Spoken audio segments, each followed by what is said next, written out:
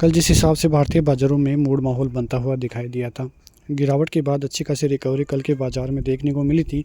और कल भारतीय बाज़ारों के लिए बहुत अच्छा दिन भी जो है देखने को मिला था। सबसे बड़ी बात यह है कि भारतीय बाज़ारों में जिस प्रकार से मूड माहौल बनता हुआ नज़र आया था, क्योंकि जिस प्रकार से देखा था आपने कि बातें यही हो रही थी कि बाज़ार यदि 24,350 को पार कर लेता है तो फिर एक अच्छी खासी रैली का मूड माहौल भारतीय बाज़ारों में बनता हुआ दिखाई देगा। बाज़ार का मूड माहौल बना भी था, लेकिन जिस प्रकार की गुरुवार को एक्सपायरी के दिन ज़बरदस्त तरीके से और उसके बाद से ही भारतीय बाज़ारों का मूड माहौल बदलता हुआ दिखाई दिया था।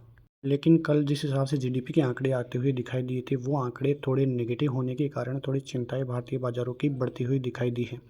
सबसे पहले कल के आप एफआईआईज़ के आंकड़े देखोगे तो 4,383 करोड़ की फिर से बड़ी सेलिंग देखने को मिली है, लेकिन डीआईआईज़ 5,700 करोड़ की बाइंग भी करते हुए दिखाई दिए हैं। लेकिन जो ये सेलिंग थी वो काफ़ी भारी अभी तक देखने को मिल रही है। जिस प्रकार से 2 दिन पहले बाइंग आती हुई चालू हुई थी तो लग रहा था कि एफआईआईज़ फिर से आते हुए चालू होंगे, लेकिन ये सेलिंग का आना और एक बड़ी सेलिंग जो कि 11,000 करोड़ की परसों देखने को मिली थी और 5,000 करोड़ के लगभग कल देखने को मिली है। तो ये आंकड़े दर्शाते हैं कि अभी भी ज़्यादा हाल जो है बिगड़ते हुए ही दिखाई दे रहे हैं। अब देखना ये है कि भारतीय बाज़ारों की तरफ से आगे क्या कुछ रहता है, क्योंकि भारतीय बाज़ारों के लिए नेगेटिविटी वहीं हो सकती है कि जो जीडीपी आंकड़े हैं वो थोड़े बढ़कर आए हैं।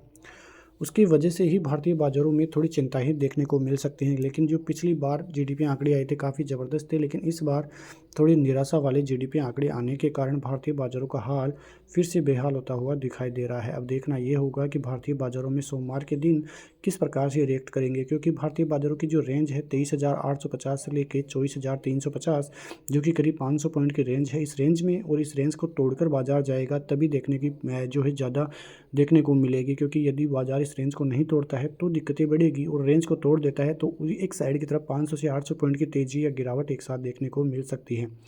बैंक निफ्टी की तरफ से बात करें तो बैंक निफ्टी का ऊपरी रेजिस्टेंस 52,600 का है। 52,600 पार करते ही आपको 1,000 से 1,500 पॉइंट और फिर all time high bank Nifty में दिसंबर में ही देखने को मिले तो भी कोई बड़ी बात नहीं है। तो आपको नज़र ये रखनी है कि भारतीय बाज़ारों में किस प्रकार से ये लेवल्स आते हुए दिखाई देंगे। उधर आरबीआई की जो रिटेल महंगाई है वो भी लगातार बढ़ती हुई ही दिखाई दे रही है। 4 से जो है आगे का अनुमान आप देख सकते हैं। फाइनेंशियल ईयर 2025 के लिए 4.5% महंगाई का अनुमान रहने वाला है, और यही रहती है तो ठीक है, लेकिन इससे ज़्यादा यदि महंगाई दर होती है तो बहुत बड़ी दिक्कतें भारतीय बाज़ारों के लिए फिर बढ़ती हुई दिखाई दे सकती है। वहीं जीएसटी का कलेक्शन भी लगातार बढ़ता हुआ ही दिखाई दे रहा है। वित्तीय घाटा है वो अप्रैल से अक्टूबर देखोगे तो 7.5 लाख करोड़ का यहाँ पे देखने को मिलेगा, जो कि जीडीपी का करीब 46.5% है। इतना ज़्यादा नहीं है, लेकिन फिर भी थोड़ी चिंता यहाँ से भी देखने को मिली है। तो अब देखना ये होगा कि भारतीय बाज़ारों में आगे किस प्रकार से सभी चीज़ें रहती हैं। सोमवार को ये सभी आंकड़े काफ़ी ज़बरदस्त तरीके से इम्पैक्ट डालते हुए नजर आएंगे। तो ऐसी खबरों के साथ मिलते हैं नेक्स्ट वीडियो में। तब तक के लिए नमस्कार। जय हिंद, जय भारत, वंदे मातरम।